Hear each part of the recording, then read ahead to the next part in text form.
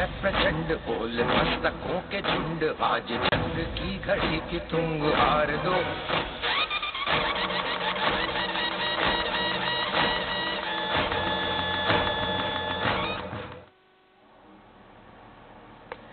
नमस्कार, स्वराज एक्सप्रेस की खास पेशकश सत्ता का संग्राम में आपका स्वागत है। मैं हूं आपके साथ रश्क गौरी। सत्ता के संग्राम में आज बात छत्तीसगढ़ की एक ऐसी लोकसभा सीट की जहां राज परिवार का दबदबा रहा है। ये वो सीट है जिसे जीतकर रमन सिंह हीरो बन गए थे। हालांकि ये वो सीट भी है जहां से सांसद बनने वाले के दामन में रिश्वत के दाग लगे थे और साथ ही यहां कभी कांग्रेस में ही भिड़ंत हो गई। आज हम बात करेंगे राजनांदगांव लोकसभा सीट की, जहां इस बार मुकाबला ना तो दिग्गज बनाम ना दिग्गज है और ना ही दिग्गज बनाम किसी नए चेहरे के बीच, बल्कि अब की बार मुकाबला उन दो नए चेहरों के बीच है जो पहली मर्तबा लोकसभा चुनाव लड़ रहे हैं। हालांकि इस सीट पर अगर किसी की प्रतिष्ठा दांव पर है तो वो है पूर्व मुख्यमंत्री डॉक्टर रमन सिंह। दरअसल रमन सिंह राजनांदगांव से ही विधायक हैं और इसी सीट से वे पहली मर्तबा सांसद बनकर लगातार 3 बार राज्य के मुख्यमंत्री भी बने। अब आपको बता दें कि रमन सिंह अपनी साख को सलामत रख पाएंगे या बाजी कांग्रेस उनके अरमानों पर पानी फेर देगी। आज ये हम जानने की कोशिश करेंगे और साथ ही जानेंगे लोकसभा क्षेत्र राजनांदगांव की जनता का मूड। तो फिर देर किस बात की, चलिए शुरू करते हैं खास प्रोग्राम सत्ता का संग्राम। आरंभ है प्रचंड, बोल मस्तकों के झुंड, आज जंग की घड़ी की तुम हार दो।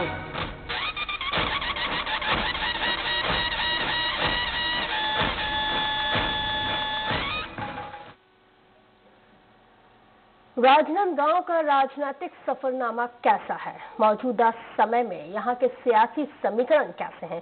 क्या कांग्रेस इस सीट पर वापसी कर पाएगी या मोदी के सहारे एक बार फिर बीजेपी की नैया पार हो जाएगी? क्षेत्र की जनता किसका साथ देगी? माननीय क्या कुछ कह रहे हैं? ये सब कुछ जानने के लिए चलिए उसके पहले एक रिपोर्ट देखते हैं राजनांदगांव के चुनावी इतिहास के साथ ही यहाँ के जो मौजूदा हालात हैं उसे भी जान लेते हैं। मोहला मानपुर के घने जंगल, कवर्धा में मैकल पर्वत की श्रेणियां, छत्तीसगढ़ का खजुराहो कहलाने वाला भुरमदेव का इलाका, पहाड़ पर विराजित सिद्धि शक्तिपीठ मां बमलेश्वरी, बैगा आदिवासियों का क्षेत्र, एशिया का पहला संगीत विश्वविद्यालय वाला इलाका, ये सब कुछ है लोकसभा क्षेत्र राजनांदगांव में। हालांकि आज राजनांदगांव को प्रदेश के पूर्व मुख्यमंत्री रमन सिंह की वजह से पहचाना जाता है। ये क्षेत्र कभी खैरागढ़ राज परिवार का माना जाता था। यहाँ लंबे समय तक सिर्फ राज परिवार के लोग ही चुनाव जीतते रहे। राज परिवार के सहारे राजनांदगांव सीट कांग्रेस का गढ़ बन गई थी। इस लोकसभा सीट पर पहला चुनाव 1962 में हुआ। तब खैरागढ़ राजघराने के मेजर राजा बहादुर वीरेंद्र बहादुर ने जीत हासिल की थी। इसके बाद 1967 में हुए चुनाव में उनकी पत्नी रानी पद्मावती देवी ने जीत दर्ज की, लेकिन इस दौर में कांग्रेस 2 भागों में बंट गई। राजनांदगांव सीट में मुकाबला कांग्रेस बनाम कांग्रेस हो गया। दरअसल हुआ ये कि 1971 के चुनाव में कांग्रेस के 2 धड़ों में रानी पद्मावती ने राष्ट्रीय कांग्रेस संगठन का दामन थाम लिया। वहीं इंदिरा गांधी के नेतृत्व वाली कांग्रेस ने मुंबई के व्यवसायी राम साहेब पांडे को मैदान में उतारा। नतीजा, राम साहेब ने राज परिवार के प्रत्याशी को पटखनी देते हुए चुनाव जीत लिया। बस्तर और कांकेर की तरह छत्तीसगढ़ के राजनांदगांव सीट पर भी आपातकाल का गहरा असर हुआ। इमरजेंसी के बाद 1977 में हुए चुनाव में भारतीय लोकदल के टिकट पर मदन तिवारी ने कांग्रेस के राम साहेब पांडे को बड़े अंतर से हराया। एक दौर ऐसा भी आया जब राजनांदगांव सीट पर खैरागढ़ राज परिवार की फिर वापसी हो गई। कांग्रेस के टिकट पर शिवेंद्र बहादुर सिंह 1980 और फिर 1984 का चुनाव जीते, लेकिन वे 1989 में हैट्रिक मारने से चूक गए। 1989 के चुनाव में बीजेपी दुर्ग से धर्मपाल गुप्ता को राजनांदगांव लेकर आई और पार्टी का ये गणित काम कर गया।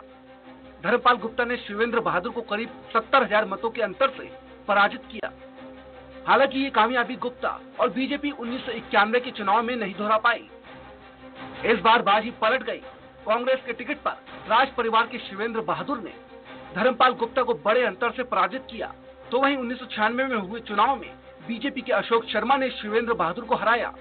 इसके बाद 1998 में कांग्रेस के टिकट पर दिग्गज नेता मोतीलाल वोरा चुनाव लड़े और उन्होंने बीजेपी के अशोक शर्मा को हार का स्वाद चखाया। अविभाजित मध्य प्रदेश में 1999 में एक दौर ऐसा भी आया जब कांग्रेस के दिग्गज नेता मोतीलाल वोरा के सामने बीजेपी को कोई ढंग का प्रत्याशी नहीं मिल रहा था। ऐसी स्थिति में भारतीय जनता पार्टी ने अपने युवा तुर्क, जो कि 1998 का विधानसभा चुनाव हार चुका था, उसे प्रत्याशी बना दिया और ये कोई और नहीं बल्कि डॉक्टर रमन सिंह थे। तब के चुनाव में रमन सिंह को बलि का बकरा भी कहा गया था, लेकिन किस्मत के धनी रमन सिंह का ऐसा राजयोग बना कि उन्होंने मोतीलाल वोरा को 1999 के चुनाव में 70,000 के भारी मतों से हरा दिया। बस यहीं से रमन सिंह बीजेपी के हीरो बन गए। नया राज्य छत्तीसगढ़ बनने के बाद रमन सिंह लगातार 3 बार इसके मुख्यमंत्री बने। नया राज्य छत्तीसगढ़ बनने के बाद 2004 में हुए चुनाव में राजनांदगांव सीट पर प्रदीप गांधी बीजेपी से चुनाव लड़े और उन्होंने खैरागढ़ राज परिवार के देवव्रत सिंह को हराया, लेकिन प्रदीप गांधी की किस्मत खराब निकली। 2007 में पैसे लेकर सवाल पूछने वाले स्टिंग में वे फंस गए। रिश्वत के लगे दाग के बाद उन्हें अपने पद से इस्तीफा देना पड़ा और फिर उपचुनाव में राज परिवार के देवव्रत की लॉटरी लग गई। देवव्रत सिंह उपचुनाव में बीजेपी प्रत्याशी लीलाराम भोजवानी को हराकर सांसद बने। हालांकि वे 2009 के चुनाव में अपनी जीत को बरकरार नहीं रख पाए। 2009 में साधारण परिवार के मधुसूदन यादव ने देवव्रत सिंह को बड़े अंतर से मात दी। साल 2014 ये मोदी लहर वाला वक्त था जिसमें बीजेपी ने उस समय के मुख्यमंत्री रमन सिंह के बेटे अभिषेक सिंह पर दांव लगाया, जो एकदम सही साबित हुआ। मोदी लहर में अभिषेक सिंह ने कांग्रेस प्रत्याशी कमलेश्वर वर्मा को करीब 2.5 लाख के मतों के अंतर से हराया। अब की बार राजनांदगांव सीट से चुनाव लड़ने वाले बीजेपी और कांग्रेस दोनों ही पार्टियों के प्रत्याशी नए चेहरे हैं। कांग्रेस ने जहां खुज्जी के पूर्व विधायक भोलाराम साहू को प्रत्याशी बनाया है, तो वहीं बीजेपी ने संगठन के नेता संतोष पांडे को मैदान में उतारा है। भले ही यहां बीजेपी से चेहरा संतोष पांडे हो, लेकिन लोग इसे सही मायने में रमन सिंह का ही चुनाव मान रहे हैं, क्योंकि राजनांदगांव विधानसभा रमन सिंह का निर्वाचन क्षेत्र है और इस लोकसभा क्षेत्र में आने वाला कवर्धा रमन सिंह का गृह नगर है। तो अब देखते हैं अब की बार बाजी कौन मारता है, बीजेपी या फिर कांग्रेस। राजनांदगांव से मनोज कुमार के साथ वैभव शिपांडे, स्वराज एक्सप्रेस, रायपुर। राजनांदगांव लोकसभा सीट पर बाजी कौन मारेगा? इस संसदीय क्षेत्र की जनता का मूड कैसा है? माननीयों के मन में क्या है? ये सब आज हम जानेंगे और इसके लिए हम आपको सीधे ले चलते हैं राजनांदगांव, जहां से स्वराज संवाददाता आशीष तिवारी हमारे साथ जुड़ गए हैं। आशीष, राजनांदगांव सीट पर अब की बार कौन दमदार लग रहा है? लोगों के मन में क्या कुछ चल रहा है? Over to you. शुक्रिया रश्क। जगदलपुर और कांकेर लोकसभा सीट में जोरदार दस्तक देने के बाद हम पहुंचे हैं राजनांदगांव। इसलिए सार्थक TMT present Satta ka Sangram in association with Aarti group, powered by ISBM university, supported by Joss spice, Vyas ट्रेवर और श्री बालाजी की तरफ से मैं तमाम जो हमारे अतिथि हैं उनका स्वागत करता हूं। सबसे पहले परिचय कराते हैं कि इस बीच जब हम राजनीतिक बहस के यहाँ पर एकजुट हुए हैं राजनांदगांव लोकसभा सीट को लेकर, एक ऐसी सीट जिसने न केवल साहित्यिक और सांस्कृतिक क्षेत्र में कई रत्न देश को दिए, बल्कि देश की सियासत भी राजनांदगांव की सियासत को करीब से आंकने और भांपने की लगातार कोशिश करती रही है। अपने अतिथियों का परिचय सबसे पहले करा दे। कांग्रेस से वरिष्ठ नेत्री और हाल में ही विधानसभा चुनाव में दमखम के साथ चुनावी मोर्चे पर डटी रही करुणा शुक्ला जी मौजूद है, जो कांग्रेस का पक्ष रखेंगी। उनका हम जोरदार स्वागत करते हैं। बीजेपी से हमारे बीच यहाँ पर खूबचंद पारा जी, बीजेपी के वरिष्ठ नेता मौजूद हैं, इनका हम जोरदार स्वागत करते हैं। सुदेश जी का हम जोरदार स्वागत करते हैं। किसान आंदोलन के बड़े कद के नेता बन गए हैं पिछले एक पखवाड़े में। सुदेश जी, जोरदार आपका स्वागत। हम तमाम जो अतिथि हमारे बीच मौजूद है, जनता जनार्दन जो है, उन सब का भी तहे दिल से स्वागत करते हैं और आप सब भी अपने लिए जोरदार तालियां बजाइए। और जिस तरीके से एक परंपरा है कि हम सबसे पहले पूछते हैं कि आखिर वोट क्यों दिया जाए भाई, तो सबसे पहले शुरुआत करते हैं करुणा शुक्ला जी से। करुणा शुक्ला जी, भोलाराम साहू पर कांग्रेस बड़ा दांव लगा रही है। राजनांदगांव लोकसभा सीट पर कई दिग्गज निकले, आखिर जनता आपके उम्मीदवार को वोट क्यों दे? जनता भोलाराम साहू को इसलिए वोट दे कि 2014 के चुनाव के बाद देश में जो व्यक्ति प्रधानमंत्री के पद पर विराजमान हुए, उन्होंने जनता से झूठ बोलकर ये पद हासिल किया। जनता से उन्होंने वादा किया था कि काला धन इस देश में वापस आएगा, हर के खाते में 15 लाख रुपए आएगा, 2 करोड़ लोगों को प्रतिवर्ष रोजगार दिया जाएगा, देश में सांप्रदायिक सद्भाव बना रहेगा, देश में महंगाई कम होगी। ये सारे वादे झूठे निकल गए।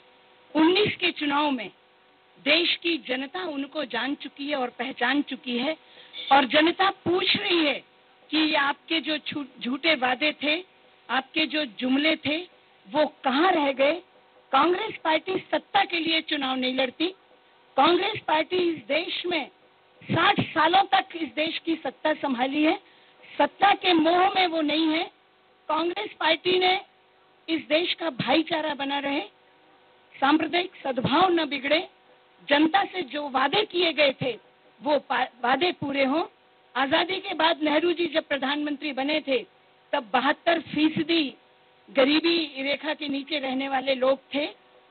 इतने वर्षों में 2014 से पहले वो गरीबी 22% पर आकर रुक गई, पर 5 साल में देश के प्रधानमंत्री श्री नरेंद्र मोदी जी ने गरीबी को कम करने के लिए कोई उपाय नहीं किए। इसलिए राजनीतिक बहस लगातार अभी शुरू हुई है, करते रहेंगे। सवाल तो यही बनता है कि जनता क्यों वोट दे। कांग्रेस कह रही है कि जनता इसलिए कांग्रेस के उम्मीदवार को वोट दे क्योंकि आप लोगों ने झूठ बोला। आप लोग किन मुद्दों के बूते जनता के पास जाएंगे कि जनता बीजेपी को वोट दे? झूठ बोलने का तो हमारा काम ही नहीं है। आज हम जनता के पास पिछली बार से दूने वोट मांगने के अधिकार से जाएंगे कि पिछले 5 वर्षों में हमारे प्रधानमंत्री के नेतृत्व में जिस तेजी के साथ देश ने पूरे में अपनी एक अलग पहचान बनाई है। पहले किसी व्यक्ति ये भारत का है या भारतीय है, इस पर लोग हंसते थे, प्रश्न चिन्ह लगाते थे, और इन 5 वर्षों पर हिंदुस्तान विश्व के मानचित्र में एक अलग पहचान बनाने में सफल हुआ है।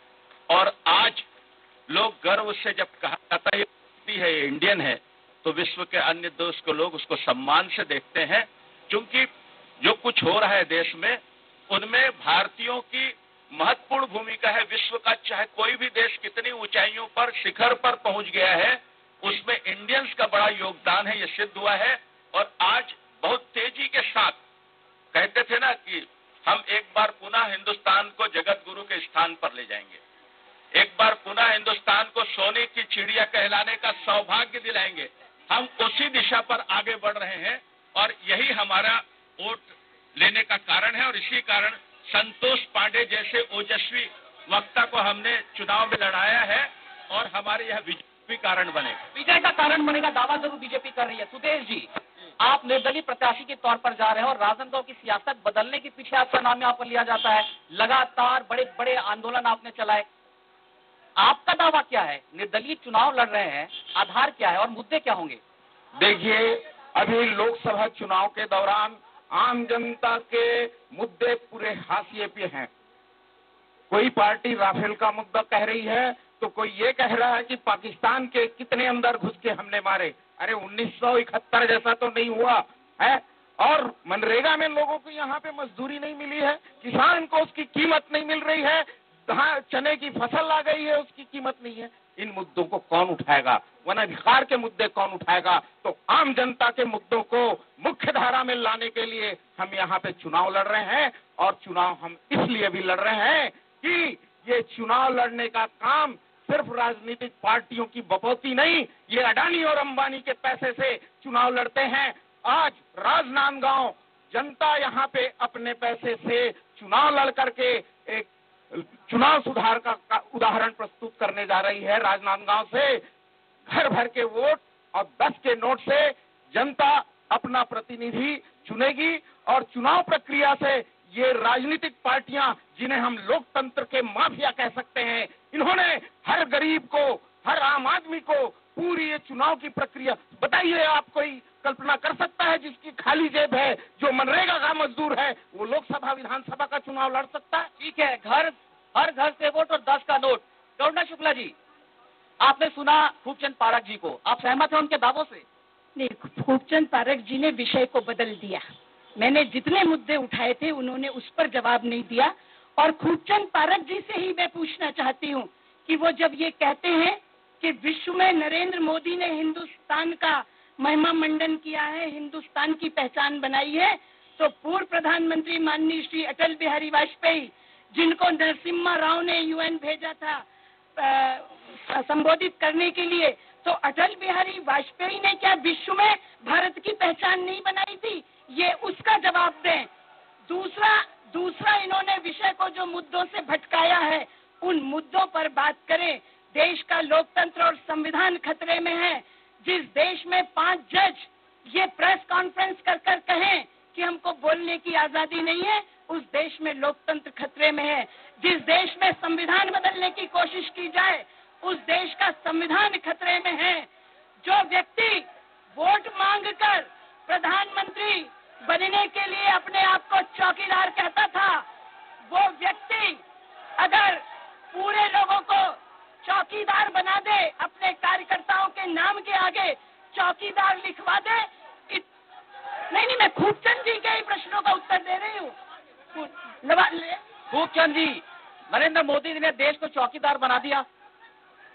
मैं करुणा जी के जवाब देने के पहले जो उन्होंने कहा मेरे प्रधानमंत्री जी को चौकीदार, उसका मैं उत्तर देना चाहता हूं। मैं अकेला चल पड़ा उसकी ही कतार में, मैं अकेला चल पड़ा उसकी ही कतार हूं। मैं नए भारत की कल्पना में सहमत विचार हूं। मैं देश के विकास का छोटा सा भागीदार हूं। हाँ मैं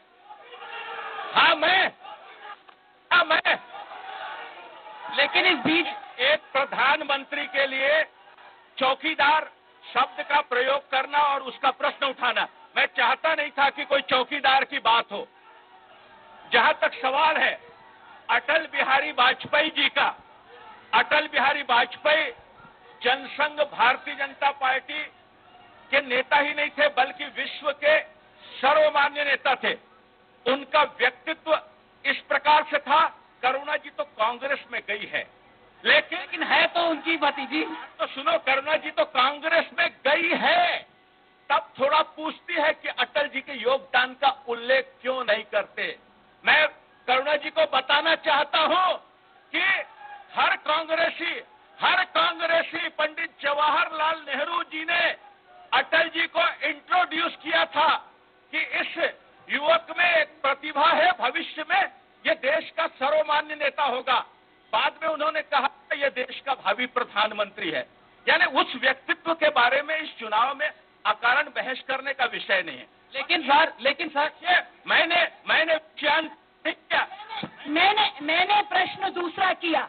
देखिए, अटल बिहारी वाजपेयी देश के सर्वमान्य नेता हैं। जितना सम्मान कांग्रेस पार्टी देती है, भारतीय जनता पार्टी और अन्य दल देते हैं। मैंने प्रश्न ये पूछा था, नहीं आप लोग ऐसे चिल्लाओगे तो बात नहीं हो पाएगी। मैंने प्रश्न ये पूछा था कि अटल जी ने विश्व में भारत की पहचान नहीं बनाई थी क्या? मेरा प्रश्न ये था। जिस तरह देखिए, नरेंद्र मोदी जी ने प्रधानमंत्री बनने के लिए खुद को चौकीदार बताया था कि मैं देश का चौकीदार हूं, मैं देश की सेवा करूंगा। तो देश के चौकीदार ने अडानी और अंबानी को देश कैसे बेच दिया? राफेल का सौदा कैसे कर लिया? जवाब यहाँ पर ले लेते हैं। 2 महत्वपूर्ण बातें यहाँ पर करुणा शुक्ला जी ने कही है। पारख जी, एक मुद्दा तो ये भी था कि पिछले 2014 के चुनाव में 2 करोड़ रोजगार देने का वादा किया था बीजेपी ने, लेकिन रोजगार कहाँ है? राजनांदगांव का भी एक बड़ा पॉलिटिकल इशू बनने जा रहा है। और दूसरा, राफेल खरीदी को लेकर जो कांग्रेस लगातार सवाल उठा रही है, लगता है कि राजनांदगांव की सियासत भी से प्रभावित होगी। देखिए, सवाल इसका नहीं है 2 करोड़ लोगों को रोजगार दिलाने का। अब ये जो बैठे हैं, इसको गिनती तो नहीं कराया जा सकता कि हाँ हमने 2 करोड़ कहा था और हमने 5 करोड़ को रोजगार उपलब्ध कराया। गिनती नहीं कराया जा सकता। गिनती नहीं कराया जा सकता, गिनती नहीं कराया जा सकता। और जहां तक सवाल राफेल का है, उसका एकदम पिक्चर क्लियर हो गया है। राफेल कोई ऐसा मुद्दा नहीं है जिस पर अकारण बहस किया जाए। राजनीति में लोगों को इधर से उधर दिशाहीन करके जिस 5 साल तक बिना किसी आरोप के प्रामाणिकता के साथ नरेंद्र मोदी के नेतृत्व में जिस सरकार ने काम किया है, केवल काम करके नहीं बताया बल्कि विश्व में अपनी एक अलग पहचान बनाई है, उस सरकार के काम पर किसी प्रकार का प्रश्न चिन्ह नहीं उठ सकता।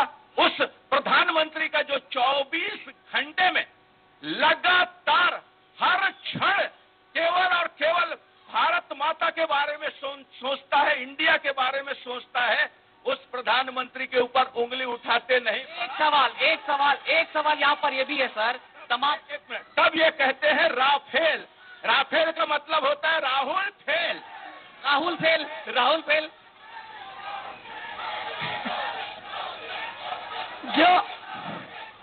जो बातों का जवाब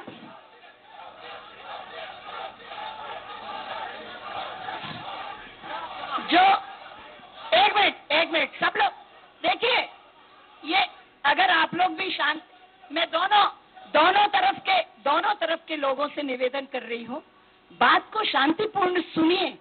और आपके निर्णय हमें यहाँ नहीं चाहिए, आपके निर्णय हमें मैदान में मिलेंगे। देखिए, राफेल में अगर मोदी जी ने कोई घपला घोटाला नहीं किया है तो मेरे 2 ही प्रश्न हैं। रक्षा मंत्रालय की फाइल कैसे चोरी हो गई? दूसरा, सुन लीजिए, ऐसे नहीं। दूसरा जो जेपीसी से जांच की मांग हुई है, अगर नरेंद्र मोदी जी, रक्षा मंत्री निर्मला सीतारमण पाक साफ हैं, तो राफेल की जांच जेपीसी की कमेटी से करा दें, दूध का दूध और पानी का पानी हो जाए। पारा जी महत्वपूर्ण मुद्दा है और सवाल यहाँ पर यह भी खड़ा होता है, चौकीदार के रहते फाइल कैसे चोरी हो गई और कैसे फिर लोग नरेंद्र मोदी को प्रधानमंत्री बनाएंगे? यही तो तकलीफ है, चौकीदार चौकन्ना है।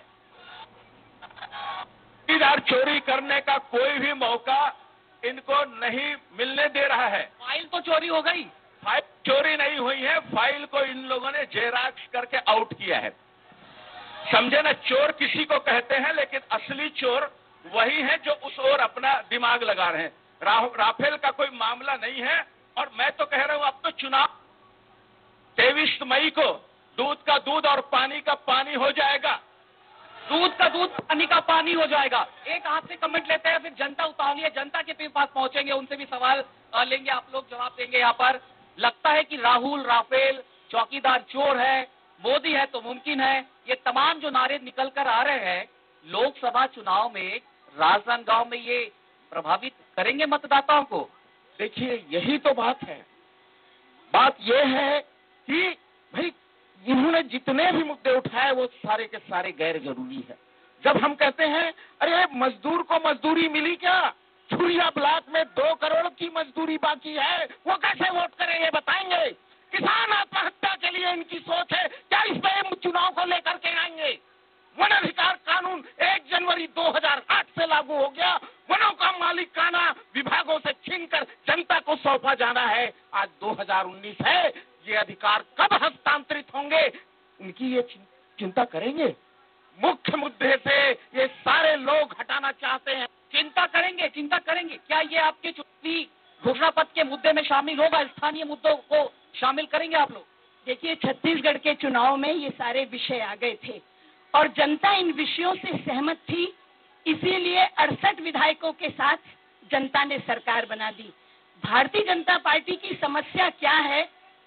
पूर्व मुख्यमंत्री रमन सिंह जी का इस समय इतना बुरा हाल है कि वो खुद को बचाएं, पार्टी को बचाएं, बेटे को बचाएं या दामाद को बचाएं, वो इसी उसमें ऊहापोह में वो जी रहे हैं। खुद को बचा नहीं पाए, उनकी मुख्यमंत्री की कुर्सी चली गई। 16,000 वोट से वो कुल चुनाव जीते, बेटे का टिकट नहीं बचा पाए और दामाद को जेल में जाने से नहीं बचा पाएंगे।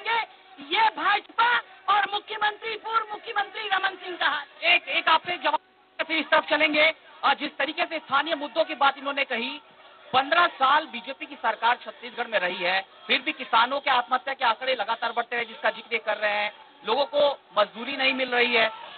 क्या ये चुनावी मुद्दा बनेगा आप लोगों का? देखिए, अगर मजदूरों को मजदूरी नहीं मिल रही है और किसानों के साथ जो कमिटमेंट पूरा हुआ है कि नहीं हुआ है, इसके बारे में जो प्रदेश की जनता ने जिस सरकार को चुन के भेजा था, वो किस दिशा में कदम उठा रही है जनता के सामने है।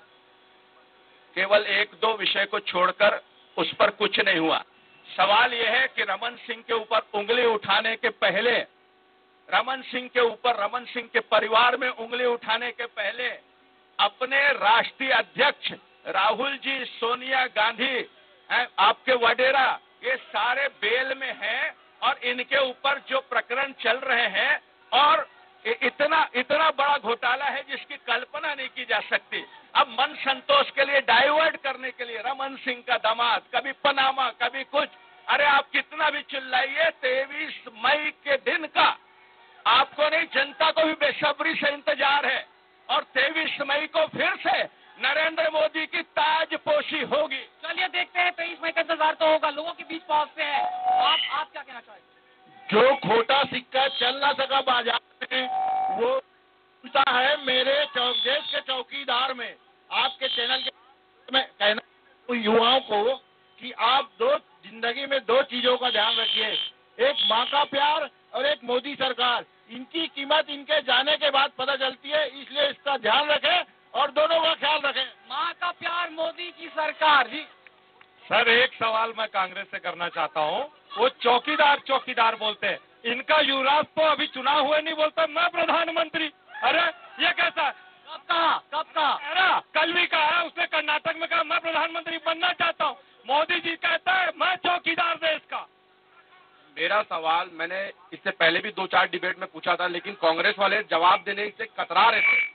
मैं करुणा शुक्ला जी से डायरेक्ट सवाल करता हूं, केंद्र की सबसे बड़ी योजना जिससे आम जनता का इलाज होता था, 5 लाख रुपया, माननीय देश के प्रधानमंत्री नरेंद्र मोदी जी की योजना थी, जिसमें हर व्यक्ति का 5 लाख रुपए तक का इलाज होता था, आयुष्मान योजना। उसको छत्तीसगढ़ में क्यों बंद किया गया? बंद क्यों किया गया? इसके साथ ये भी जवाब दे, क्या ये जनता की भावनाओं के साथ खिलवाड़ है? मैं कांग्रेस की प्रतिनिधि करुणा शुक्ला जी से ये पूछना चाहता हूँ। वो कह रही थी कि संविधान खतरे में है। जिस दिन जवाहरलाल नेहरू यूनिवर्सिटी में, जेएनयू में भारत तेरे टुकड़े होंगे और आपातकाल लग रहा था, उस दिन संविधान खतरे में नहीं था क्या? आज इनको संविधान चलिए करुणा शुक्ला जी से जवाब ले लेते हैं। मैडम, 2 बातों को आपने सुना। देखो, आयुष्मान योजना की कहानी तो ये है कि दामाद साहब ने जो घोटाले किए हैं वो टीके से संबंधित हैं और मान लीजिए मुझे कोई बड़ी बीमारी है और उतने में मेरा इलाज नहीं हो पा रहा है, तो योजना अगर छत्तीसगढ़ शासन ये लेने जा रही है कि कोई भी बड़ी बीमारी हो, उसमें कितने भी रुपयों का खर्च आए, वो अस्पताल से स्वस्थ होकर निकलेगा, तो इसमें बुराई क्या है? जो सर्वव्यापी योजना है उसमें बुराई क्या है? और दूसरा, देखिए, इनके पास खुद के नेता नहीं है, 5 साल का खुद का कोई काम नहीं है, ये गड़े मुर्दे उखाड़ने वाले लोग हैं। नेहरू जी को देहावसान हुए 55 साल हो गए। नेहरू जी, इंदिरा जी, राजीव जी, इनसे ईर्ष्या, द्वेष, वैमनस्य और जलन करने वाले लोग, अगर वो खानदान में पैदा हुए तो हुए हैं, सोने और चांदी की चम्मच लेकर पैदा हुए हैं, तो उनसे ईर्ष्या, द्वेष और विद्वेष क्यों? काम कुछ किया नहीं। जवाब देना, जनधन खातों में कहाँ पैसा आया? काला धन वापस आया क्या? नोटबंदी में लोगों की कमर तोड़ दी। 99 लाख हजार करोड़ रुपया नए नोट छापने में देश का खर्च हुआ। 99.3 रुपया रिजर्व बैंक ने जो देश में बांटा था, वो 99.3% रुपया देश में वापस आ गया। सवालों के जवाब नहीं है, आंकड़े नहीं है इनके पास। झूठे चिल्लाने से और जो दूसरा मुद्दा इन्होंने उठाया, जेएनयू में नारे बड़े होंगे, वो राहुल गांधी जी की जेएनयू में राहुल गांधी ने नारे नहीं लगाए थे। जिन्होंने नारे नहीं लगाए थे, बिल्कुल गलत बात है। जिन्होंने नारे लगाए थे, मोदी सरकार उनको जेल में डाले। राहुल गांधी ने जिन्होंने नारे लगाए थे, मोदी सरकार में डाले। जी बताइए। मैं पूछना चाहता हूं भारतीय जनता पार्टी के नेताओं से कि हमारे नेता तो बेल में हैं, हम सम्मान करते हैं कोर्ट का। इनके राष्ट्रीय अध्यक्ष तो 18 महीने जेल में थे। दूसरा राफेल पे इन्होंने जो बात कही है, राफेल में जरूर भ्रष्टाचार हुआ है, इसलिए कि आज तक सीएजी ने जो रिपोर्ट दी है उसमें रेट नहीं दिया है, XYZ लिखा है कि एक राफेल विमान XYZ रुपए में खरीदा गया। इसका मतलब इन्होंने पूर्व नियोजित षड्यंत्र के साथ वो विमान खरीदी है। चौकीदार के राज में ये सबसे पहले बताएं कि ये RDX पुलवामा में कहां से पहुंचा? ये कांग्रेस परिवार गांधीवाद के सिद्धांत पर चलती है, मगर इनके नेता मसूद अजहर को जी बोलते हैं, हाफिज सईद को साहब बोलते हैं और राज बब्बर छत्तीसगढ़ आकर नक्सलियों को क्रांतिकारी बोलते हैं। क्या यही गांधीवाद है इनका? बताइए। मैं करुणा दीदी से अभिवादन करते हुए सवाल पूछता हूं। अभी आपने कहा कि राहुल गांधी जी अगर सोने का चम्मच पैदा लेके हुए हैं तो आपको ईर्ष्या क्यों है? आप बहुत बुद्धिमान हैं, इसलिए बड़े सादर से आपसे एक निवेदन करता हूं और स्वीकारोक्ति करिएगा अगर यह बात सही है। अगर राहुल गांधी चम्मच लेके पैदा हुए सोने का, इससे कोई इतराज नहीं, लेकिन जब कल परसों प्रेस कॉन्फ्रेंस में उन्होंने कहा कि 12,000 रुपए महीना और 72,000 रुपए साल, तो कौन सी स्कूल में पढ़ के आए हैं? 6 महीने का 72,000 रुपए होते हैं। आप बुद्धिमान हैं, आप बुद्धिमान हैं। दूसरी बात, एक मिनट और सुन लीजिए। फिर उनसे जब पूछा गया तो उन्होंने कहा हम पायलट प्रोजेक्ट लाएंगे। आप ये आम जनता को बताइए कि पायलट प्रोजेक्ट का मतलब क्या होता है? ये महत्वपूर्ण सवाल है, महत्वपूर्ण सवाल है। सवाल इसलिए महत्वपूर्ण है क्योंकि चुनाव का बड़ा मुद्दा बनने जा रहा है। लोगों के खातों में 72,000 रुपए निम्न आय वर्ग के लोगों के बीच पहुंचेगा। आंकड़ा चौंकाने वाला है। 12,000 महीना, 72,000 रुपए साल। उनके समझने में गलती है। सुन ली, मेरी बात सुन लीजिए, जवाब आने दीजिए, सहयोग कीजिए, जवाब आने दीजिए। अगर आपने प्रश्न पूछा, सही सहयोग कीजिए, जवाब आने दीजिए। अगर आपने प्रश्न पूछा है तो उत्तर भी सुनिए। पायलट प्रोजेक्ट ये है कि जिस तरह छत्तीसगढ़ के मुख्यमंत्री सम्माननीय भूपेश बघेल जी ने धान का समर्थन मूल्य 2500 रुपए दे दिया, जिस तरह उन्होंने किसानों का कर्जा माफ कर दिया, जिस तरह सिंचाई का जवाब तो आने दीजिए, जवाब तो आने दीजिए, जवाब आने दीजिए, जवाब आने दीजिए। बैठिए भाई साहब, बैठिए, जवाब आने दीजिए। उसी तरह इस देश में 2 करोड़ से ज्यादा लोग बहुत गरीबी रेखा के नीचे रहते हैं। राहुल जी ने जो योजना का नाम दिया है उसमें उन्होंने कहा है प्रति परिवार न्यूनतम आय 12,000 होगी। अगर मैं 6,000 रुपए कमाती हूँ तो 6,000 रुपए सरकार देगी, तब मिलाकर 12,000 होगा। यानी प्रति परिवार 12 छंग 72, 6,000 से अगर गुणा कर लेंगे तो 12 छंग 72 वो होगा। इस हिसाब से वो योजना आई है और वो उसको भी ये कहा गया है कि कांग्रेस की सरकार बनती है तब हम ऐसी योजना लागू करेंगे, क्योंकि हम जो कहते हैं वो करते हैं। 60 महीने का हिसाब 60 दिन में हमने देश को दिखा 60 महीने 60 दिन में। लेकिन यहाँ पर कांग्रेस भी सवाल उठा रही है, जवाब मांग रही है बीजेपी से।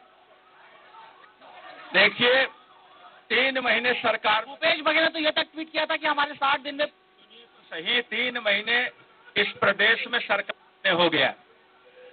मैं दावे के साथ कहता हूं, एक भी कमिटमेंट, समझे ना, 2500 रुपये धान वाला गुणा भाग को छोड़ के एक भी किसान में कर्ज माफ नहीं हुआ, एक भी किसान का नहीं हुआ। करुणा जी, माफ हुआ है।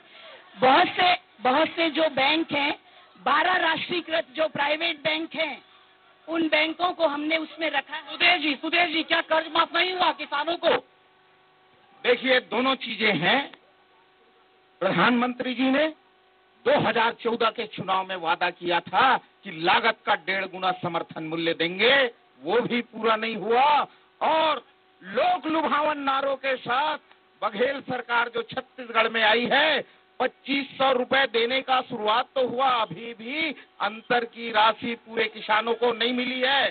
कर्ज माफी के लिए सुन लीजिए, कर्ज माफी के लिए राजनांदगांव के किसान मुख्यमंत्री भूपेश बघेल से मिलने गए, उन्होंने साफ मना कर दिया कि हम निजी बैंक के किसानों का कर्ज माफ नहीं करेंगे। और सुन लीजिए, राष्ट्रीयकृत बैंकों के कर्ज माफी की हालत क्या है? राष्ट्रीयकृत बैंकों के भी कर्ज माफी नहीं हुए हैं। आप दुर्ग राजनांदगांव ग्रामीण बैंक का खाता लेकर के चले जाइए, कर्ज माफी 1 लाख में मात्र 20,000 रुपए का किया है इन्होंने, आधी अधूरी तैयार। ठीक है करुणा जी, क्या पूर्ण कर्ज माफी नहीं हुई है? जनता को फायदा नहीं हुआ? नहीं होगी। देखिए अभी 3 महीने हुए हैं, जब 15 साल से जिन्होंने इस प्रदेश के किसानों के साथ बेईमानी की हो, किसानों को छला हो, तो अभी सरकार को कुल 3 महीने हुए हैं। आने वाले समय में फिर से बजट हम लाएंगे, इसके लिए अनुपूरक बजट भी लाए जाएंगे और माफ हो। चलिए भाई थोड़ा वक्त दे दीजिए नीरू जी। बोले थे किसान माफ। देखिए लोकसभा का जो चुनाव है वो राष्ट्रीय मुद्दों पर आधारित होता है और देश की जनता ने मन बना चुका है कि फिर से प्रधानमंत्री नरेंद्र मोदी जी को बनाना है और गुड गवर्नेंस, सशक्त भारत, देश की सुरक्षा के लिए फिर से प्रधानमंत्री नरेंद्र मोदी बनेंगे। और यही कारण है कि पिछले समय के विधानसभा के जो चुनाव हुए हैं, जिसमें कांग्रेस ने लोक लुभावन वायदे करके छत्तीसगढ़ की जनता को छला है, और आज टीकम जी यहाँ पर है, उपस्थित है, किसान है, वो खुद कह रहे हैं कि किसानों का वो जो कर्जा माफ होना था वो नहीं हुआ है। बिजली बिल की जो हाथ की बात हुई थी वो 400 यूनिट तक की हुई थी, जबकि सबका बिजली बिल माफ होना था। उसी प्रकार से जितने भी इन्होंने वायदे किए, 2500 समर्थन मूल्य की शुरुआत हुई होगी, लेकिन वो किसानों के खाते तक के नहीं पहुंच रहा है। यही कारण है कि देश की जनता एक बार फिर से भारत का प्रधानमंत्री नरेंद्र मोदी जी को बनाना चाह रहा है और संतोष पांडे जो है यहाँ पर भारी बहुमत से जीतने वाले। ठीक है, यही टीकम जी बीजेपी सरकार के समय भी आंदोलन करते थे, आप लोग की सरकार के समय सवाल खड़े करते थे। पहली बात, इनका झूठ अभी यही साबित हो गया। राहुल गांधी कहते हैं देश में 20 करोड़ नेता है, देश में 20 अरे तुम्हारी नेता भी दल बदलू है, सामने खड़ी है। एक नहीं, अविवादित नहीं, सहयोग करिए, नहीं, सहयोग करिए, ऐसी टिप्पणी को मैं अलाउ नहीं करूंगा, ऐसी टिप्पणी को अलाउ नहीं करूंगा। मैं पूछना चाहता हूं कांग्रेस के लोगों से कि राहुल गांधी बोलते हैं हम 72,000 रुपए साल देंगे। सबसे पहले मैं कांग्रेस से पूछना चाहता हूं कि कांग्रेस की सरकार बनी नहीं है, प्रधानमंत्री बने नहीं, कैसे कर्जा माफ हुआ? दूसरी बात मैं कहना चाहता हूं, भूपेश सरकार भैया थोड़ा सहयोग करिए, कृपया सहयोग करिए। आदरणीय, कृपया मैं कांग्रेस के लोगों से पूछना चाहता हूं, रमन सिंह पे आरोप लगाते थे कि सरकार दारू बेच रही है, आज दारूबंदी क्यों नहीं हुई? दूसरी बात, भूपेश सरकार ने विकास का पैसा नगर निगम का हो चाहे पंचायतों का विकास का पैसा क्यों रोका? क्या विकास नहीं करना चाहते रमन सिंह? अभी करुणा शुक्ला जी लोकतंत्र की बात कर रही थी, 2 मिनट बस सुन लीजिएगा। 1971 1971 में जब लोकसभा चुनाव हुए थे, इंदिरा गांधी जी राजनारायण के विरुद्ध में लोकसभा चुनाव जीता गया था। 1975 में जब उसका कोर्ट में फैसला लिया गया तो राजनारायण जी उसमें जीते थे। तो अपना सत्ता का लालच कांग्रेस को पहले भी था और अभी भी है। एक मिनट पूरी बात तो सुन, हाँ पूरी बात सुन लीजिए। अरे एक मिनट, हाँ तो उन्होंने सत्ता बचाने के लिए सुबेरे 3 बजे आपातकाल ठीक है जी। ये राष्ट्रीय मुद्दों का चुनाव है। मनमोहन सरकार की गवर्नमेंट में ये 38 पॉइंट मेरे पास है, जिन्होंने मनमोहन सरकार जी ने ये योजना लागू करी और आज भी नरेंद्र मोदी जी इस योजना को चला रहे हैं। इतनी अच्छी योजना, एक भी योजना बता दीजिए जो नरेंद्र मोदी ने खुद से लाई हो। ये 38 योजना आप देखिए और ये पूरी की पूरी मनमोहन सरकार की है। ये बताइए नोटबंदी जो दिया गया उससे किसको फायदा हुआ, ये बताइए। लोगों को नुकसान हो, गरीब आदमी आज गरीब आदमी को उस पर पैसा नहीं मिल रहा है, कमाने जाता है तो आज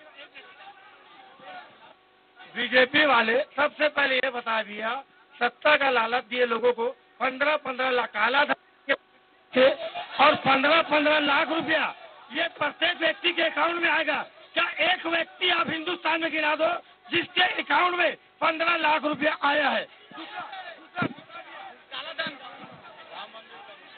आशीष जी, भारतीय जनता पार्टी 2014 में गुजरात मॉडल को लेकर पूरे देश में इन्होंने चुनाव लड़ा था। आज गुजरात मॉडल कहीं नहीं, उसके चक्कर में 2015 में घोषणा पत्र में करीब 400 सिटियों को स्मार्ट सिटी के रूप में हमने बनाएंगे करके यह वादा किया था। मैं इनसे पूछना चाहता हूं कि जिस तरह से नोटबंदी हुआ, जीएसटी हुआ, ये गर्व से क्यों नहीं कहते कि हमने जीएसटी लागू किया, हमने नोटबंदी लागू किया, हमें देश की जनता वोट दे, ये क्यों नहीं कहती? दूसरी बात, इन्होंने राम मंदिर को लेकर जनता की भावनाओं के साथ खिलवाड़ करके राम मंदिर बनाने का वादा किया था। 370 की धारा कहाँ गई? आज ये कहते हैं फिर हिंदुओं को, हिंदुस्तान को गुमराह। ठीक है, जवाब ले रहे हैं आप, जवाब ले रहे हैं। मैं भाजपा सरकार से पूछना चाहूंगी कि उनके द्वारा निकाली गई उज्ज्वला गैस योजना में लोगों ने गैस को तो लपेट के घर में रख दिया है। आज गैस टंकी खरीदने के समय में वो सोचते हैं कि हम रोटी देखें कि गैस देखें, और उसी तरीके से जाते जाते मोदी सरकार डिस्क चैनलों का रेट इतना बढ़ा दी जिससे डायरेक्ट उद्योगपतियों को लाभ है। मेरा सवाल यह है कि क्या इनके पास निम्न वर्ग के लिए कोई भी योजनाएं नहीं है? मैं भाजपा की सरकार से पूछना चाहती हूँ, पुलवामा के समय 3 गाड़ियाँ निकली थी सैनिकों की, लेकिन 2 गाड़ी बुलेट प्रूफ थी, 1 गाड़ी बुलेट प्रूफ क्यों नहीं थी जिसके सैनिक मारे गए? जवाब दे इनका। जवाब लेते हैं आप। करुणा शुक्ला जी, शराब बंदी का बड़ा वादा किया था, सवाल उठा भी है, शराब बंदी कब लागू होगी? घोषणा नहीं, देखिए अब अगर आप उत्तर सुनना चाहते तो मैं ऐसे बोल नहीं सकती भाई। जवाब ले लेते हैं। आप ध्यान से उत्तर तो सुनिए। मैडम आप इधर मेरी जगह आ जाओ, आप आ जाओ। आओ। कृपया गरिमा बना के रखिए कार्यक्रम की। कृपया शांत रहिए। कृपया शांत रहिए, जवाब ले लें। सबसे पहले मैं क्रमशः जवाब देना शुरू करूंगी। जो मुझे दल बदलू का नारा देकर संबोधित कर रहे हैं, दल बदलू का पराक्रम देखिए। 5 साल में कांग्रेस की सरकार बनाकर दिखा दी, ये दल बदलू का पराक्रम है। दूसरा सुन लीजिए, शराबबंदी हमारे घोषणा पत्र में है। 5 साल के लिए घोषणा पत्र बनता है। हमने 50 दुकानें बंद कर दी हैं, धीरे धीरे और दुकानें बंद करेंगे और अगला चुनाव आते तक हम पूर्ण शराबबंदी करके आपको दिखाएंगे। तीसरा आप बैठिए पहले, आप एक बार बैठिए, जवाब ले लेते। बैठ जाऊंगी। तीसरा पुलवामा की घटना जिसने हर दल के नेता ने जिस घटना की निंदा की है, देश के साथ सारे लोग हैं। सुन लीजिए, ये विषय नहीं, सबूत जब मांगा गया, 1 मिनट, सबूत जब मांगा गया, जब आपके मंत्री आलूवालिया जी ने कहा कि 300 मौतें हो गई हैं, मीडिया ने कहा कि 400 मौतें हो गई हैं, तब सबूत मांगा गया, नहीं तो देश में किसी ने सबूत नहीं मांगा। पर मैं एक बात कहूंगी, सेना के शौर्य को, सेना के पराक्रम को नरेंद्र मोदी राजनीतिक रंग न दें, क्योंकि जब सम्मान किया जाता है तो सेना के अधिकारियों का सम्मान किया जाता है, प्रधानमंत्री का नहीं। राजनीतिक रंग खूबचंद पारक जी, जिस तरीके से यहाँ पर सवाल उठे, नोटबंदी फेल, जीएसटी फेल, तमाम आरोप लग रहे हैं, क्या वाकई आप मानते हैं कि नोटबंदी का फायदा नहीं हुआ और जीएसटी से व्यापारी त्रस्त हैं? नोटबंदी, जीएसटी के बाद उत्तर प्रदेश का महासंग्राम हुआ था, उसमें सरकार बनेगी प्रश्न चिन्ह था। 3/4 बहुमत के साथ उत्तर प्रदेश में भारतीय जनता पार्टी ने सरकार बनाया। अभी कह रहे थे मेरे मित्र, कांग्रेस के मित्र, अभी कह रहे थे मेरे कांग्रेस के मित्र कि नरेंद्र मोदी जी ने कहा था गुजरात का मॉडल इंडिया में दिखाऊंगा। तो मैं तो ये कह रहा हूं ना, गुजरात मॉडल कुछ था जिसको आप स्वीकार कर, केवल बोल कि गुजरात का मॉडल इंडिया में दिखाऊंगा। ये हिंदुस्तान जिस तेजी से आगे बढ़ा है, अभी हमारी करुणा दीदी ने कहा कि दल बदलू का पराक्रम है, बदलू का पराक्रम है कि इस प्रदेश में साल के अंदर मैंने कांग्रेस का शासन बना दिया। धन्य है आप, बस आपकी कृपा करता तो केवल मुंह दिखाने के लिए है। क्या कहेंगे सर? बिल्कुल गलत। इन्होंने मुझे संबोधित किया था तो मैंने निश्चित रूप से दल बदलू का, अगर ये मुझे विशेषण से अलंकृत कर रहे हैं, तो मैंने अगर जो पराक्रम किया है वो अकेले नहीं किया, उसमें पूरी पार्टी के कार्यकर्ताओं का सहयोग है। और चूंकि इन्होंने मुझे अकेले संबोधित किया था, इसलिए मैंने उसका उत्तर दिया। एक बड़ा मुद्दा यहाँ से निकल कर रहा है, राम मंदिर का मुद्दा हर बार चुनाव के वक्त क्यों आ जाता है? ये तो कांग्रेस के लोग जाने। राम मंदिर के मुद्दे में ऐसा कोई इशू नहीं है, और आज की तारीख में राम मंदिर के जो बाधाएं हैं वो लगभग समाप्त होने की स्थिति में है, और यथा समय पर अयोध्या में भव्य राम मंदिर का निर्माण होगा। मैं आज इस मंच से केवल इतना ही कहना चाहता हूं कि घृणा तो होनी चाहिए। राजनीति में जो विरोधी हैं उन पर आरोप तो लगाया जाना चाहिए, और कटघरे में अगर किसी को खड़े करने का आपको मौका मिला है तो किसी को नहीं छोड़ना चाहिए। मैं तो सुदेश टिकम जी को धन्यवाद देना चाहता हूं, इन्होंने किसानों के आंदोलन में भाग लिया और हमारी सरकार के ऊपर भी आरोप लगाए, और इस भूपेश सरकार ने जो वादे पूरे नहीं किए हैं उसका भी इन्होंने सामने रखा, और किसानों के सही प्रतिनिधि होने का यहाँ पर उन्होंने अपनी जिम्मेदारी को निभाया। मैं तो केवल इतना ही पूछना चाहता हूं, अरे नरेंद्र मोदी से घृणा हो सकती है आपको? नरेंद्र मोदी से घृणा हो सकती है, लेकिन अगर नरेंद्र मोदी से घृणा हो सकती है, नरेंद्र मोदी से घृणा हो सकती है, लेकिन इस देश में जिन सैनिकों ने सरहद पे भारत माता की आन बान शान के लिए जिन्होंने कुर्बानी दी है, उन पर प्रश्न चिन्ह लगाने का घृणित कार्य करने वाली। और सवाल ले लेते हैं, बताइए। राम मंदिर की ये लोग बात करते हैं कांग्रेस वाले। कांग्रेस नेता कपिल सिब्बल राम मंदिर के मामले में अड़ंगा क्यों लगाता है? पहली बात ये, हर बार कांग्रेस नेता कपिल सिब्बल खड़ा हो जाता है कोर्ट में। दूसरी बात, कांग्रेस एक भी वादा पूरा नहीं करती, क्यों ना भूपेश बघेल का नाम बदल के पलटू राम मुख्यमंत्री। चलिए शोभा सोनी जी। करुणा जी ने कहा कि मेरे नेतृत्व में इस प्रदेश में सरकार कांग्रेस की बनी है। मैं उस पुराने दिन को भी याद दिलाना चाहती हूँ कि केंद्र में भी आपकी सरकार कांग्रेस का सफाया हुआ है और 44 में सिमट गए। यह भी बहुत बड़ा योगदान आदरणीय। छत्तीसगढ़ में 15 साल बीजेपी रही, 15 में सिमट गई। मैं केंद्र की बात कर रही हूँ, मैं केंद्र की बात कर रही हूँ। केंद्र में इनकी क्या दुर्दशा हुई है वो भी जानने की जरूरत है। ओबीसी के लिए 60 साल में उनकी 44 की जो स्थिति है उसके लिए वो क्या कहेंगे? मैं करुणा शुक्ला दीदी से पूछना चाहती हूँ, आपकी 10 दिन में पूरी मांगे को पूर्ण करने की जो आश्वासन दिया था, आज तक कि वो पूर्ण नहीं हुआ है। चाहे वो वृद्धा पेंशन की बात हो, चाहे सुरक्षा निधि की बात हो, चाहे कुछ भी हो, राष्ट्रीय लेवल में भी।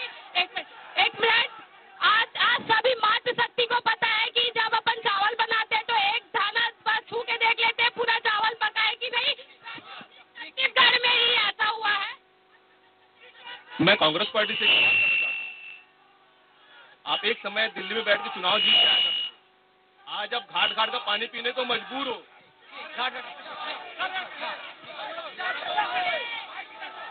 मुझे तो दोनों सरकार की सोच पे ही शर्म आती है। एक तरफ राहुल गांधी जी डॉक्टर, कलेक्टर और इंजीनियर बनने की बात करते हैं और दूसरी थोड़ा तलने और चाय बेचने और चौकीदार की बात करते हैं। उनकी सोच युवाओं के लिए क्या है, यही सबसे बड़ी घटिया सोच है नरेंद्र मोदी जी की। पकौड़े का जिक्र आ ही गया। खूबचंद पारक जी, पकौड़ा दिया है रोजगार में। मैंने कहा ना कि 2 करोड़ लोगों को रोजगार देने का कमिटमेंट था और हमने लगभग 5 करोड़ से ज्यादा लोगों को प्रदेश में, देश में रोजगार का मतलब ये नहीं होता कि सरकारी नौकरी मिले। स्किल डेवलपमेंट और अन्य प्रकार निजी उद्योगों में रोजगार का मतलब ये होता है कि पकौड़ा तलिए कमाइए। ये पकौड़ा, जो लोग पकौड़ा की बात कहते हैं, उनकी हिस्ट्री शायद खराब हो सकती होगी। नरेंद्र मोदी ने कहा था अच्छे दिन आएंगे, तो अच्छे दिन जिनके आना था वो तो आया, और ये बुरी दिन वाले थोड़ा सा 3 महीने पहले जो सुख के क्षण आए हैं ना, 15 साल के अज्ञातवास के बाद, है ना, इसलिए थोड़ा बहुत पकोड़े तलने। अब ये लोग पकोड़े बेचते होंगे, यहाँ तो कोई पकोड़ा बेच नहीं रहा। अच्छा, एक नारा चल रहा है पारक जी, एक नारा चल रहा है, मोदी जाएंगे अच्छे दिन आएंगे। ये नारा भी चल रहा है। नहीं, मोदी आएंगे और अच्छे दिन और आएंगे। अच्छे दिन आए क्या कौंडा जी? अच्छे दिन आए हैं नरेंद्र मोदी जी के, जिन्होंने 545,000 करोड़ रुपया अपनी विदेश यात्रा पर और अपने खुद की मार्केटिंग पर खर्च किया।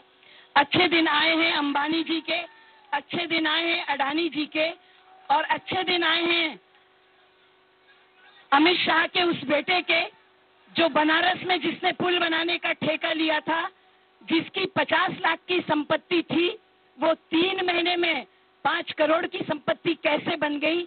ऐसे लोगों के अच्छे दिन आए। 1 मिनट, शोभा सोनी जी के एक प्रश्न का मैं जवाब दूंगी। शोभा सोनी जी, कांग्रेस की चिंता मत करिए, 60 साल तक वो देश में और राज्यों में सत्ता पर विराजमान करिए। अपने उन दो सांसदों की चिंता करिए जो लोकसभा में सिर्फ 2 सांसद रह गए थे, और कम से कम उन वृद्ध अडवाणी जी का सम्मान करिए जिनको अपमानित किया जा रहा है। अच्छा, इस बीच एक महत्वपूर्ण सवाल है जो हमसे छूट चुका है, जिसे पूछना बेहद जरूरी है। क्या आप लोगों ने सांसद को करीब से काम करते देखा है?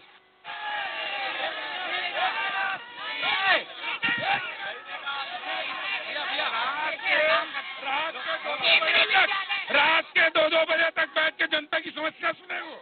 अभिषेक जी, तभी 4 केंद्रीय विद्यालय है, राजनांदगांव में, कवर्धा में, खैरागढ़ में, फ्लाईओवर जुड़ा है, मेडिकल कॉलेज बना है, रेलवे लाइन आया है। इन लोग रेलवे लाइन बंद करते, फ्लाईओवर बंद करते। अभिषेक जी,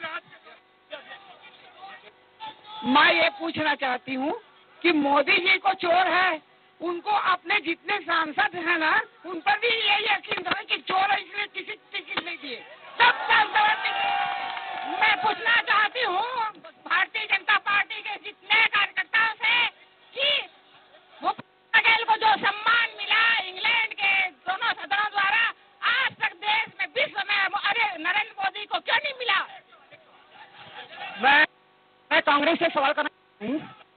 1999 में सोनिया गांधी ने कहा था कि मेरे बच्चे सत्ता में नहीं आएंगे, चाहे मांगे खा लेंगे। अभी सत्ता की लालच क्यों कर रही कांग्रेस वाले? आप क्यों गलत कर रही है? आप पूछो क्या भैया? माइक छोड़िए, आखिरी वक्त है।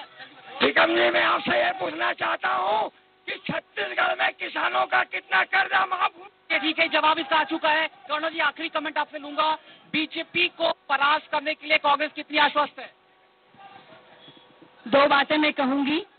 बीजेपी को परास्त करने के लिए विधानसभा चुनाव में आपको दिख गया है कि कैसे परास्त किया था, और 2 पंक्तियों से अपनी वाणी को मैं विराम दूंगी कि समर शेष नहीं पाप का व्याधि केवल भाग, समर शेष नहीं पाप का भागी केवल व्याध, जो तटस्थ है समय लिखेगा उनका बीत। चलिए, बहुत बढ़िया। खूबचंद जी, छत्तीसगढ़ में नारा चला था मिशन 65 का, कांग्रेस जीत गई 68 सीट, बीजेपी आ गई 15 साल में 15 सीट। अब लोकसभा चुनाव में दावा कितना पुख्ता है? 11 सीट।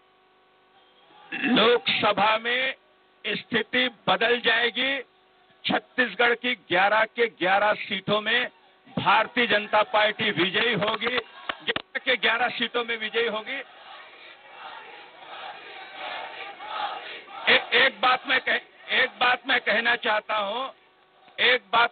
चाहता हूं कि हमारी जो बहन जी है उधर, वो बड़ी खुश हो रही थी देश के प्रधानमंत्री के बारे में अपशब्दों का प्रयोग करके।